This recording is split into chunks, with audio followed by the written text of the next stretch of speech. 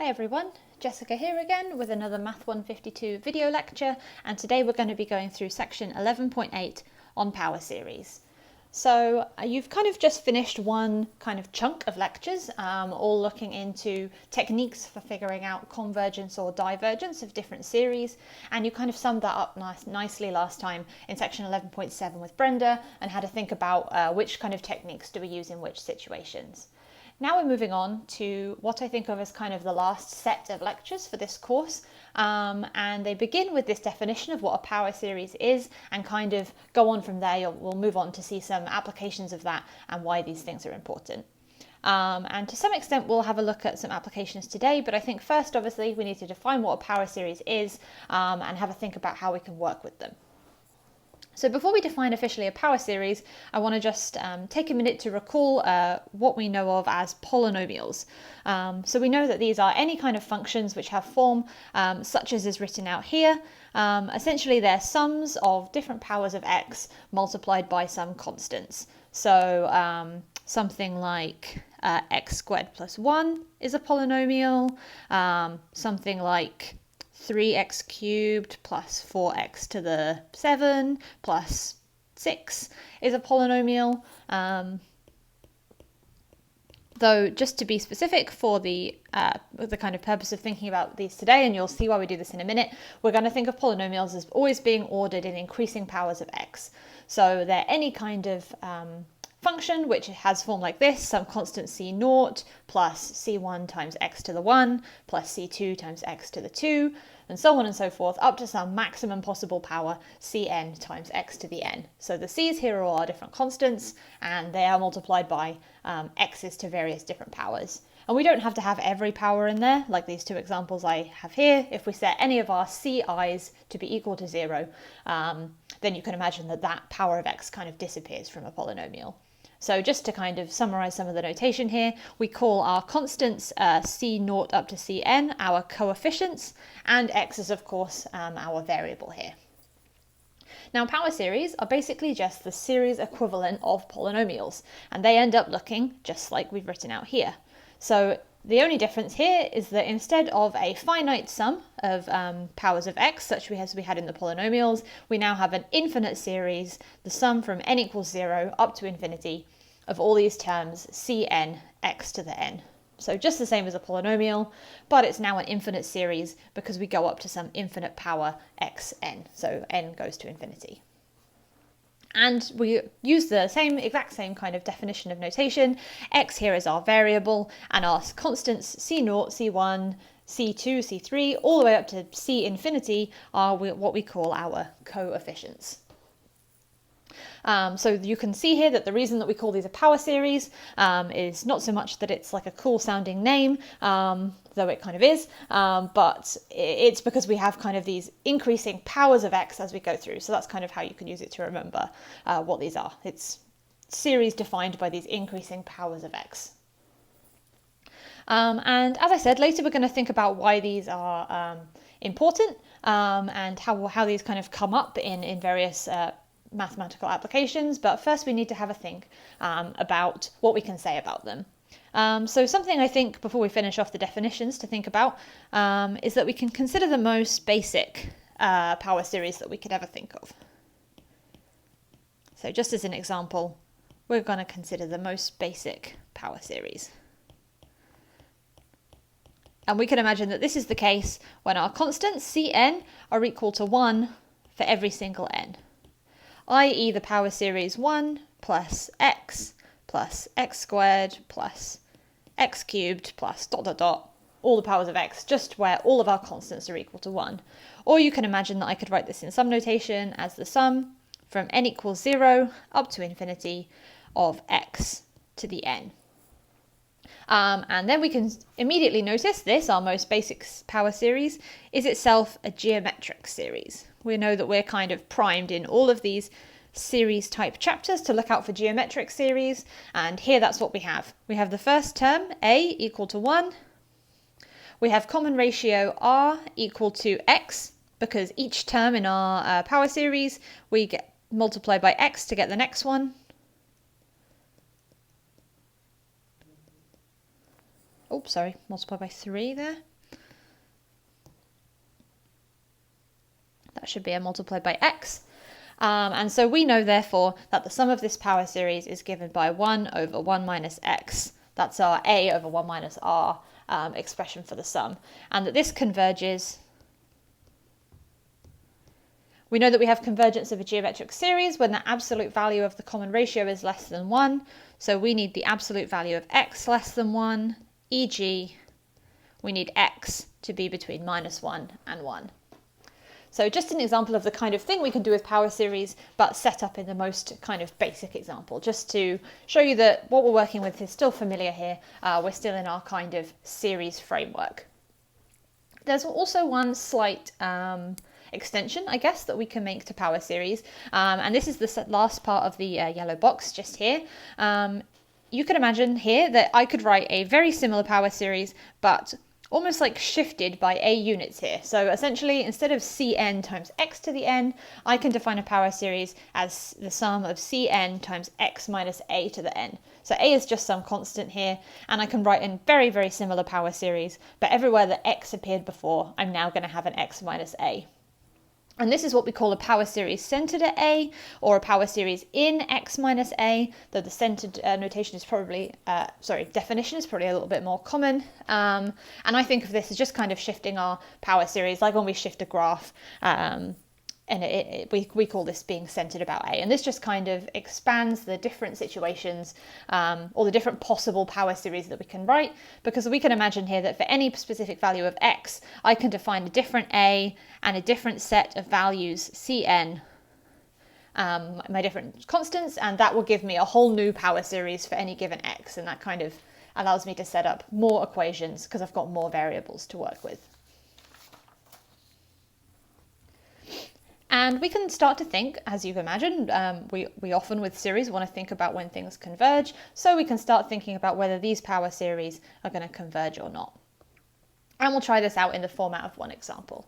So here we're asked to find for what values of x does this series, the sum from n equals 1 to infinity of -1 to the n times x minus 2 to the n over n times 4 to the n, bit of a long sequence. And if you looked at this at first, you might think that this looks like an alternating series, right? We've got the -1 to the n here, and then it's multiplied by some other function.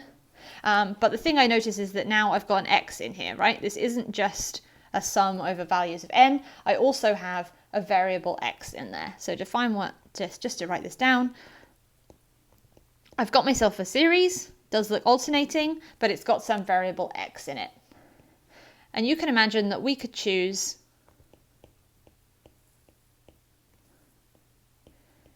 x to be any real number, right? X is just a variable. It could be any real number. But some choices of x that I put into this infinite series might give me convergence.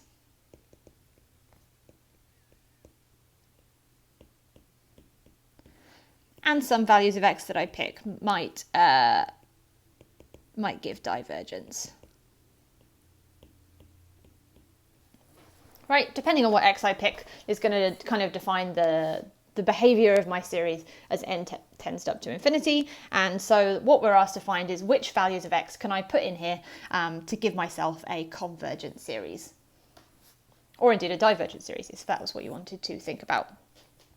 And to do this, we can use all those techniques that we've learned in the past couple of chapters. Indeed, often we will use the ratio test in these questions. It offers pretty widely applicable, pretty easy to do, kind of relatively speaking at least. But sometimes you can imagine that we also could use the root test if we had a series that fit the right kind of requirements of the root test.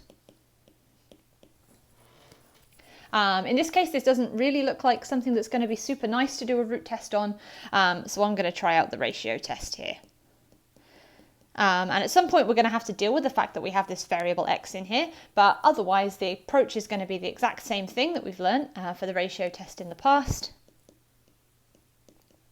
And we can just see what happens, and hopefully it will all kind of start to make sense for us. So we know that when we use the ratio test, we have to look at the nth term in our series, an. So here that's going to be given by -1 to the n times x minus 2 to the n over n times 4 to the n. I guess one thing I didn't think about before I started this, and I mean, I know it's going to work out because I know the question, but something we should think about is whether indeed this expression we started with is a power series. And I can notice that it does, although it looks also like an alternating series, it does have that form because we've got a here as being 2. It's centered around, just to flip back to the previous page, we've got this format here. The sum of x minus a to the n, where a is equal to 2 in our case, and we've got our coefficient Cn defined by minus 1 to the n over n times 4 to the n. And if I were to substitute in those a and those Cn, you can see that we have a power series exactly of the form written here. And so indeed, just to confirm, we are in our power series type situation. Always good to check before we start. So anyway, back to our ratio test. So we said we had term an given by this, and also for the ratio test, we remember we need to think about the n plus 1th term as well. And one thing I should point out here is I'm just using an to denominate any nth term in our sequence. This is not the same a as up here when I'm talking about where we're centered around. They just generally are both written as an a, but they are different things. So anyway, we're going to have our n plus 1th term given by minus 1 to the n plus 1 times x minus 2 to the n plus 1. So everywhere I had n before, I'm just substituting in n plus 1 now, divided by n plus 1 times 4 to the power of n plus 1. And we remember that in our ratio test, we have to think about the absolute value of an plus 1 over an. And in that case here, that's going to give us, let's write it all out. First, I'm going to write out what an plus 1 again. So I get a minus 1 to the n plus 1, x minus 2 to the n plus 1, divided by n plus 1 times 4 to the, I've gone onto a black pen. N plus 1 times 4 to the n plus 1. And we want to divide through by an, which is the same as multiplying through by the reciprocal of an. So that's multiplied by n times 4 to the n over minus 1 to the n, x minus 2 to the n. So a lot of writing out n's there, but hopefully you can see I'm just copying in my n plus 1 and my nth term. But nicely, I'm going to get a lot of cancellation here. So now I can go through and see what happens when I cancel out some of those powers. So you can see I've got a minus 1 to the n plus 1 on the top and a minus 1 to the n on the bottom. So most of those two terms is going to cancel out, leaving me with just 1 minus 1 on the top.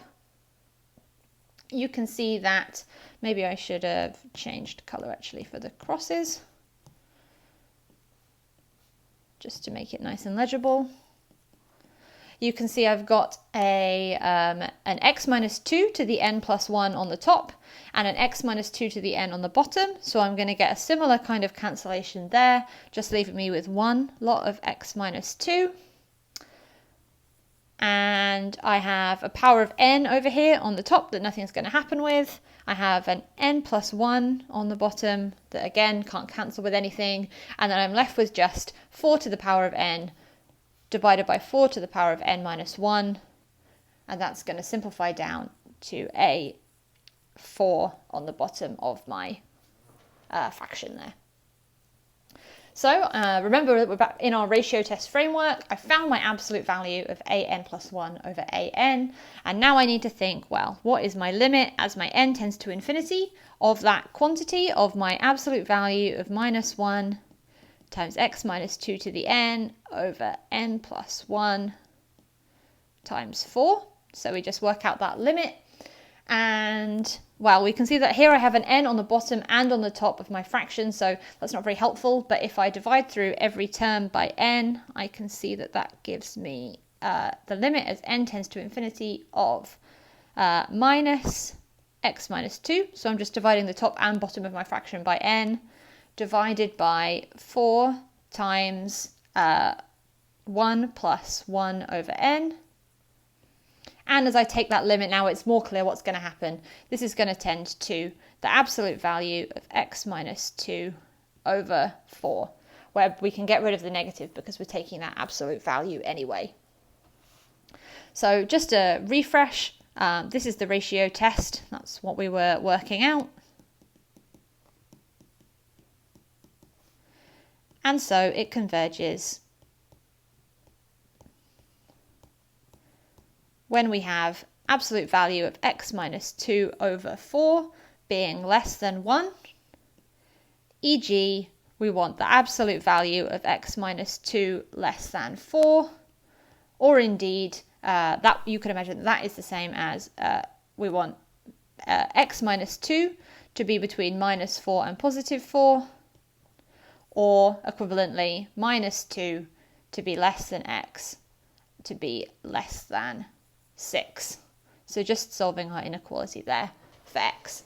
So what we've shown, just to refresh a little bit here, is that this given series that we started with at the top here is convergent when x is between minus 2 and 6, and when x is less than negative 2 or bigger than 6, we know that it diverges by our ratio test. However, there's one last step to go. The ratio test here is going to be inconclusive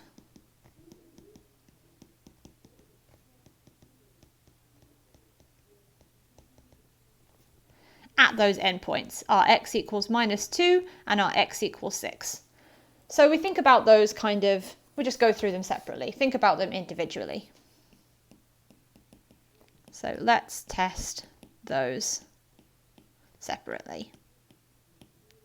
So our ratio test doesn't work, so we can just have a think about those points individually, as there's just 2 values to test. It would be difficult to do it for every possible x, but for 2 it's not so hard. So when x is equal to minus 2, we have ourselves the sum from n equals, oh sorry, not 0, it was a 1 in the question, sorry about that.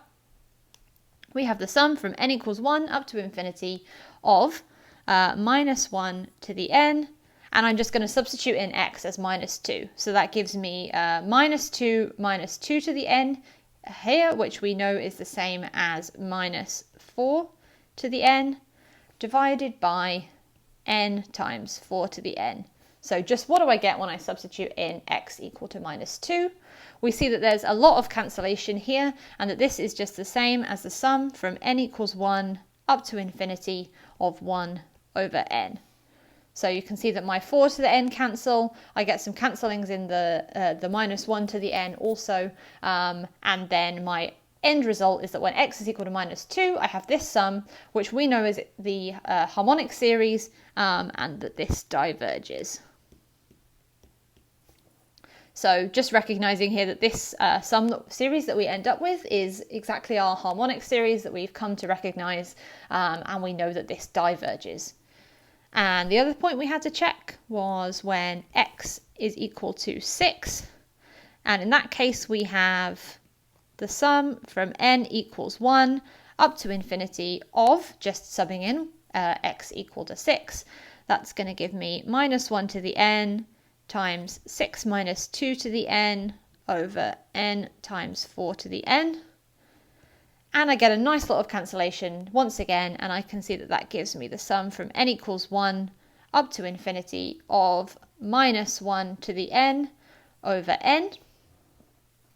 And maybe you already know this, or maybe you'd need to test it out. This sum indeed converges. So you could do this by the alternating series test if you didn't know it, or maybe you're just familiar that the alternating version of the harmonic series converges. But either way, we could do any of our existing tests there to show convergence. And I'm running out of space a little bit here, but at this point we just need to kind of sum up what we've learned so far in the question. So we were asked to find exactly what real values of x led to convergence of this series here. We already found that all x between minus 2 and 6 give convergence, but we said we needed to check those 2 endpoints of the range, those exact values x equals minus 2 and x equals 6. We've now done that, so I can just sum up at the bottom here and say, therefore, when we have x in the range from 2 to 6, not including the point 2, because that gave us divergence, but including the point 6, because that gave us convergence, I can say That is what gives us convergence. And I know I'm running out of space a little bit here, so I'll just kind of put that result in a little box for us, just to highlight that that's our final findings. So it'll be the same kind of approach that you want to test every time you're working out convergence for one of these power series.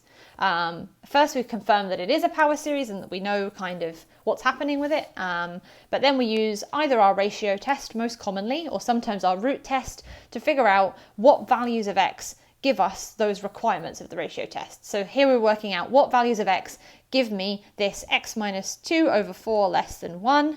And that tells me for what values of x is my series going to converge. So it's kind of just the same test we did before, but introducing this new variable x, and we have to find some values for it. The next example we're going to look at is this function here, which we maybe strangely at first have called j1. And it's got this kind of tricky form here, slightly, looks a little bit messy, but not too bad, where we have minus 1 to the n times x to the 2n plus 1 over n factorial times n plus 1 factorial times 2 to the 2n plus 1. Bit of a long one. And it turns out that this is a really famous function called the Bessel function of order 1. This comes up in so many different applications in maths and in physics and engineering and so on. And this is kind of why it has this name and why we refer to it always as this letter J, or J1 particularly. There are other orders of Bessel functions that exist. And if you're kind of interested in these applications, I definitely recommend having a little Google of this, but this ends up coming up in electromagnetic waves.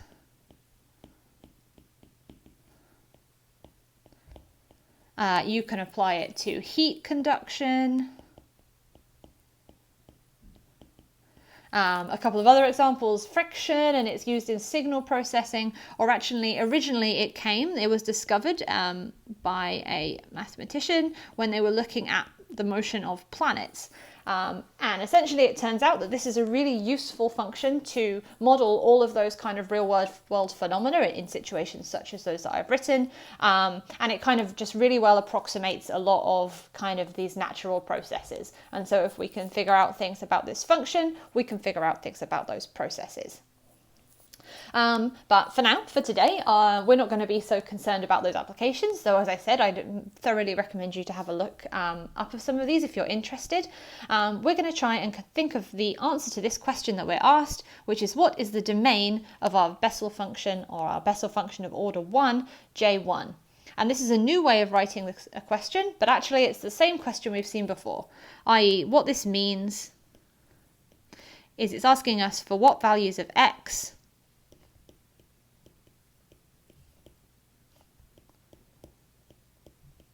does J1 converge? So it's a familiar question, but it helps to kind of understand this new way of writing it. We're asked what is the domain of J1, i.e. what domain of values of our function x gives us convergence of this series overall. And to do this, the process is going to be exactly the same as that past example we did. Indeed, we're going to use the ratio test again. So I know I'm going to need to think about my an, here being minus 1 to the n times x to the 2n plus 1 over n factorial n plus 1 factorial times 2 to the 2n plus 1.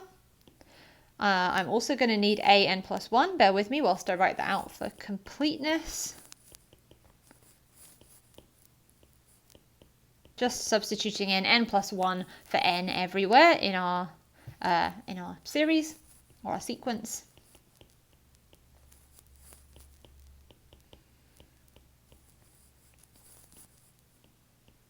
Oh, knew I would make a mistake there.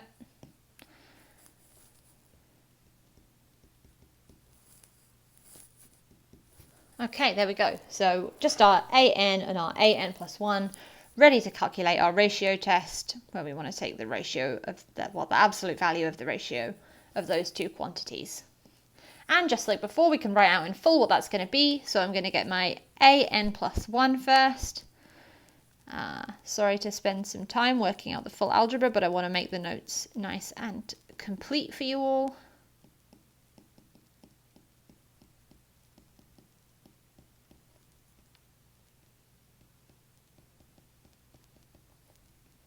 And we're going to multiply that through by the reciprocal of an, giving me this.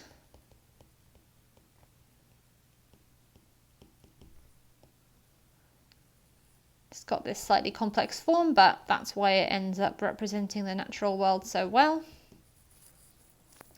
And just like before, I can start to think, what kind of cancellation here am I going to get in my an plus 1 and my an ratio?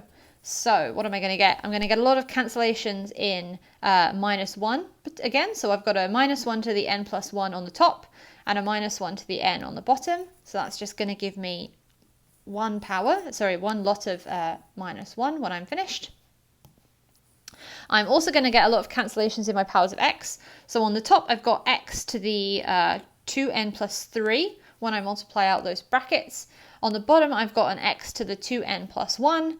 So that's going to cancel down to just leave me an x squared on the top of my ratio. What else am I going to get? Well, I can see that I've got an n plus 1 on the top and an n plus 1 on the bottom. So those are going to completely cancel. And then what I've got left is an n factorial divided by an n plus 2 factorial. And if we think about that for a second, I think that when I do that division, what I'm going to be left with is n plus 2 times n plus 1 in my denominator. This is because the only terms that are in n plus 2 factorial but aren't in n factorial is that n plus 2 and n plus 1. Then I've got one last little bit of cancellation to do. I've got a 2 to the 2n plus 1 on the top. I've got a 2 to the 2n plus 3 on the bottom. And when those cancel down, I'm going to be left with a 2 squared on the bottom of my ratio. And I can do a little bit of a cancellation there.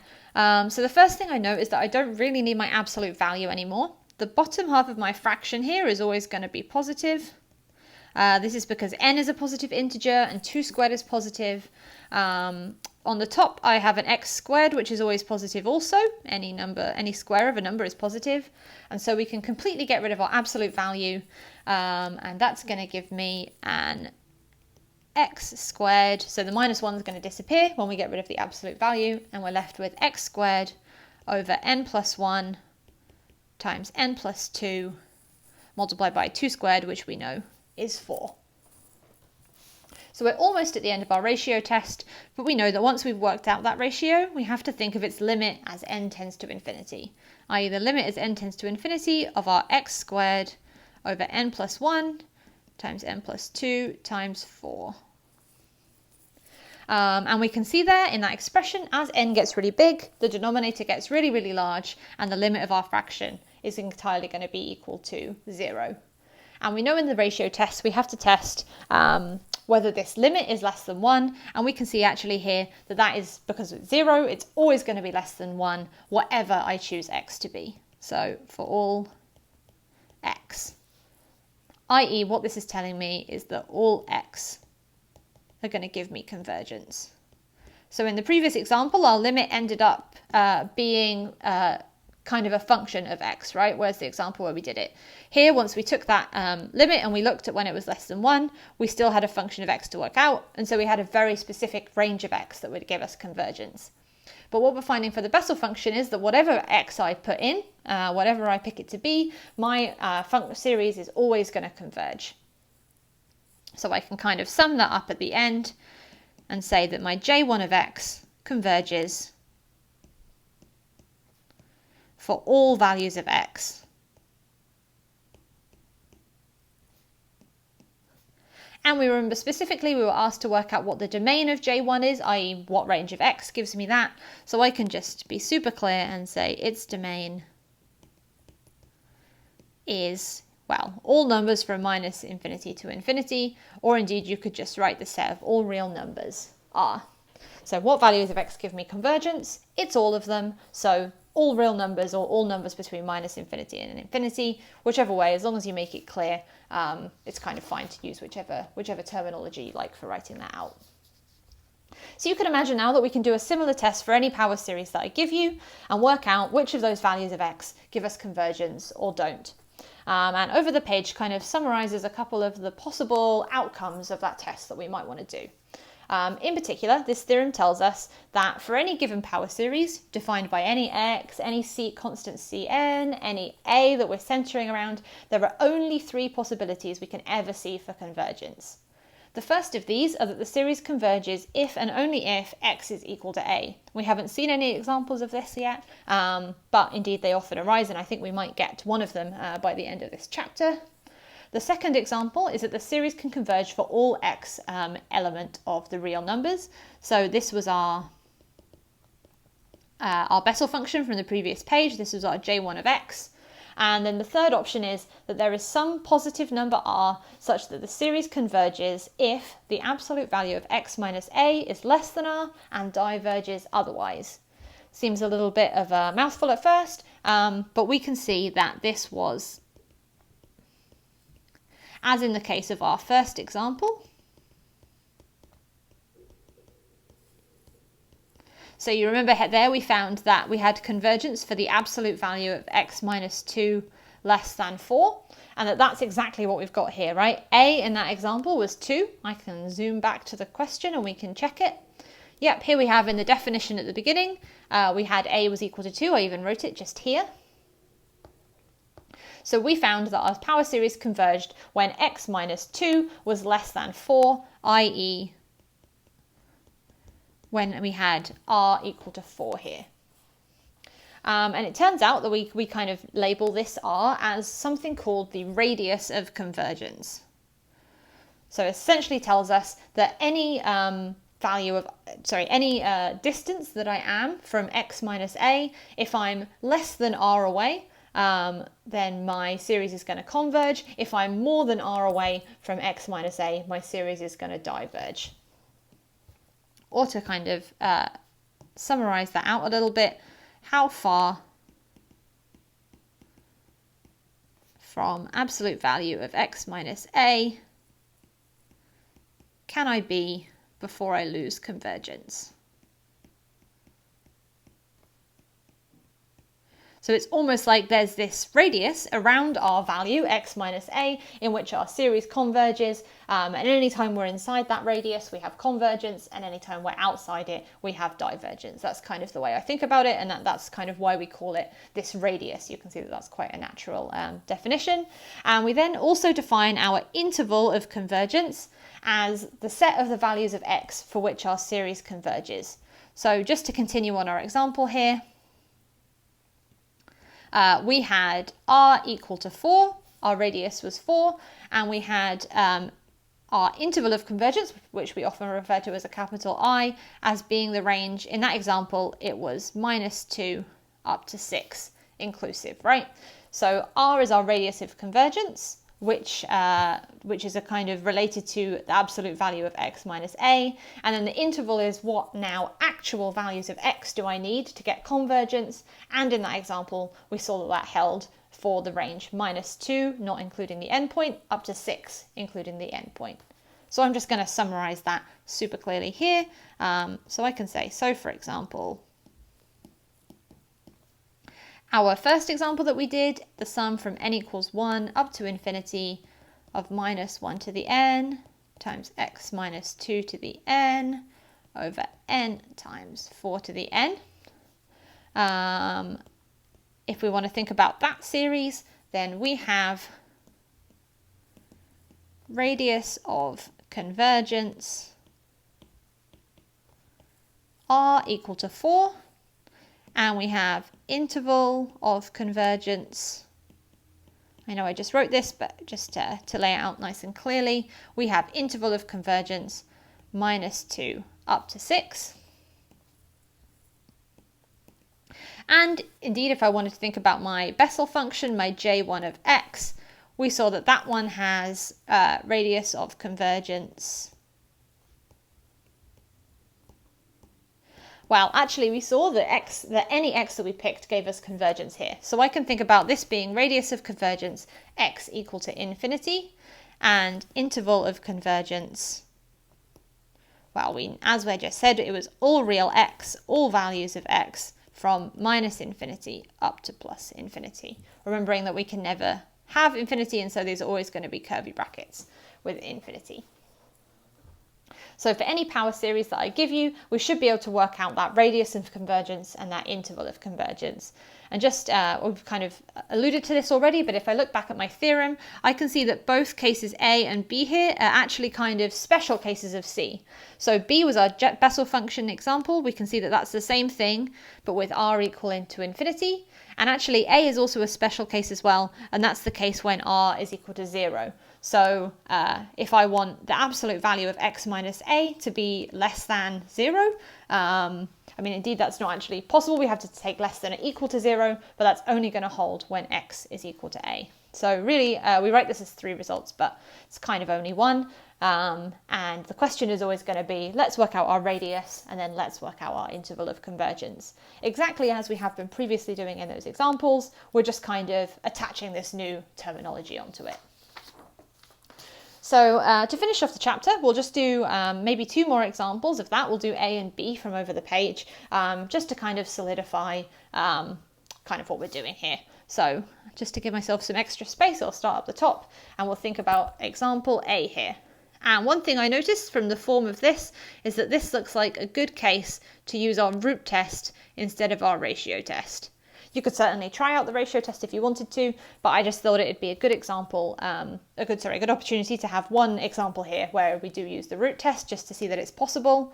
So we remember that in the root test, what we want to concern ourselves with is the nth root of the absolute value of an, and we think about that to determine convergence of our series or otherwise.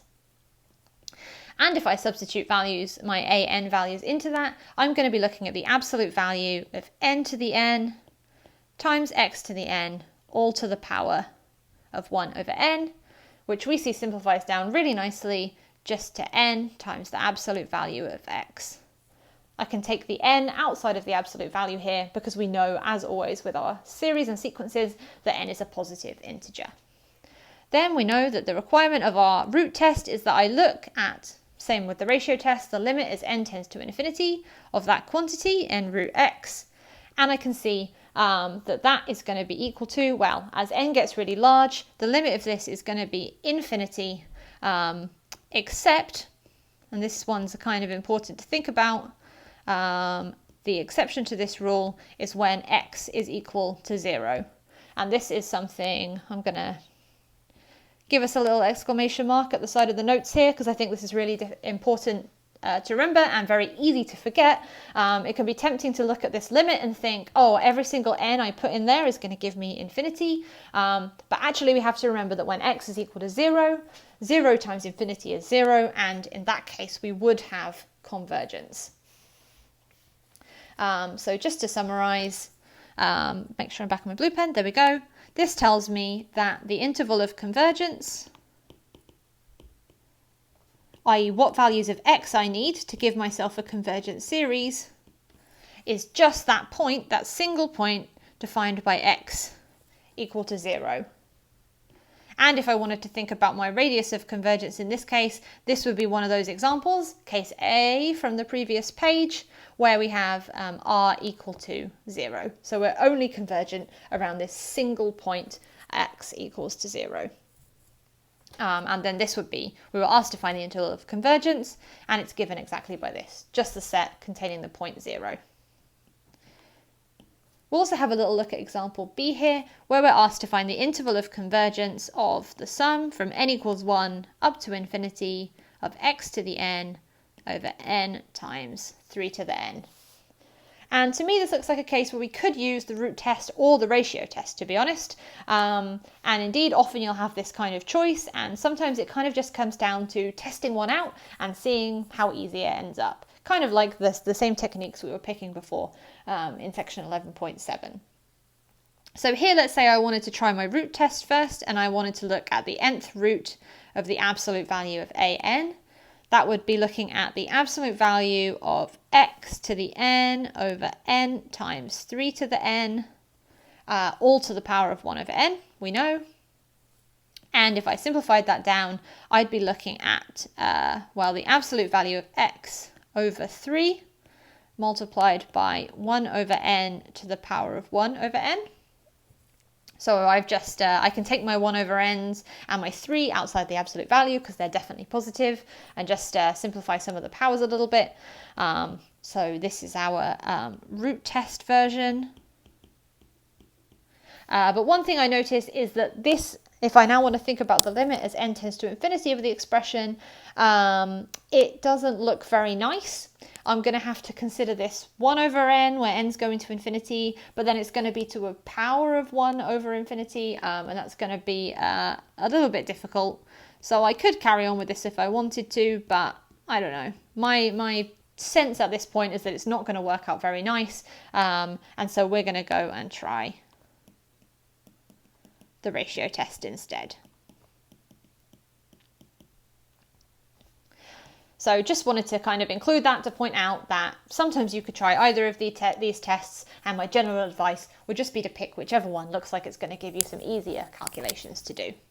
So in my ratio test, I want to look at, as we know, the absolute value of an plus 1 over an, which in our case is going to be given by, well, first we're going to need to take our sequence with an n plus 1 in it, and that's going to give us x to the n plus 1 over n plus 1 times 3 to the n plus 1, and then we're going to need to divide through by an. That's going to give me times n to the 3n over x to the n, all with an absolute value.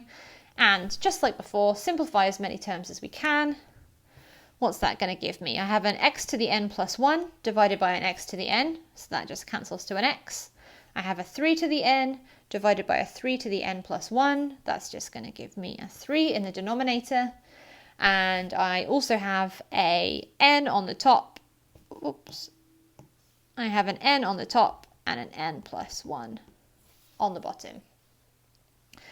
Now I'm going to continue that same step I often do of thinking, well, what here is going to be able to be taken outside the absolute value, just because they're kind of annoying to think about.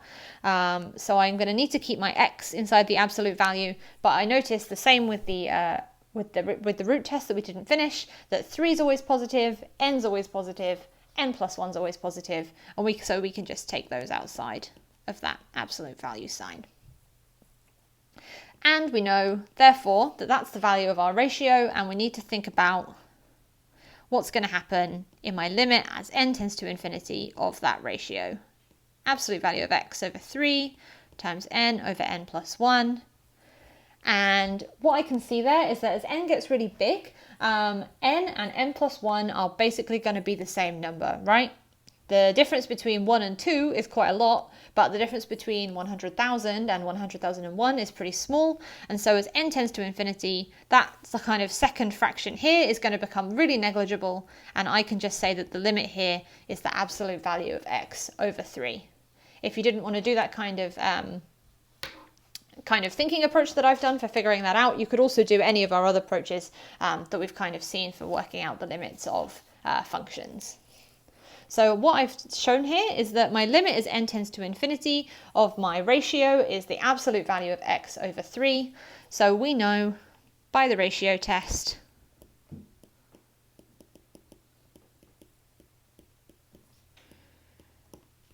we have convergence when the absolute value of x over 3 is less than 1, e.g. the absolute value of x needs to be less than 3, e.g. we need all x, or we would have convergence for all x between -3 and +3. But we do remember, like that example 1 that we did, that when we do the ratio test, it doesn't tell us anything about those two endpoints. So I know that all x between -3 and 3 converge, but I don't yet know about when x equals -3 and when x equals 3. So just like before, I need to check my endpoints kind of manually, I suppose you could think of it as. So let's make that a bit neater. So x equals to 3, let's do the positive one first, is going to give me the sum from n equals 1 up to infinity of, when I substitute it into my, to my original series form, that's going to give me 3 to the n over n times 3 to the n, which we see gives us some nice cancellation there. And it's the sum from n equals 1 up to infinity of 1 over n. Our harmonic series, once again, is always going to come back. Definitely a good one to remember, as I'm always saying. And we know that that diverges. Harmonic series is divergent. The second thing I want to check is when x is equal to minus 3, and we say that in that case we get the sum from n equals 1 up to infinity of now minus 3 to the n over n times 3 to the n. And in this case that's going to simplify to, again, my kind of alternating version of the harmonic series.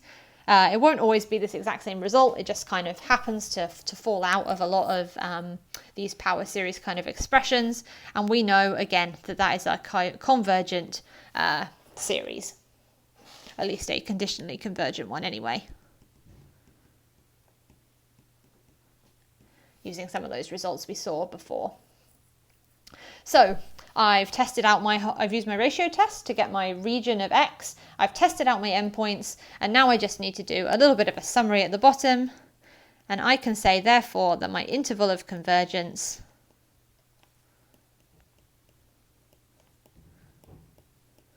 is given by that whole range of x that gives me a convergent series. We said that that does include the endpoint minus 3, and then it goes up to positive 3, but doesn't include plot positive 3 because that gave us divergence. So there we have it. A couple of examples of applying these kind of results for finding convergence. We've learned our new terminology of our radius of convergence and our interval of convergence. And we've seen that the kind of techniques for finding these normally comes down to doing either our ratio test or our root test, and we can pick which one of those is kind of best for us or most applicable in the situation. So that's it for section 11.8. Next time you'll be hearing from Ben for section 11.9, and we're going to kind of continue on to see some applications of these super important power series. Thanks very much everyone for listening.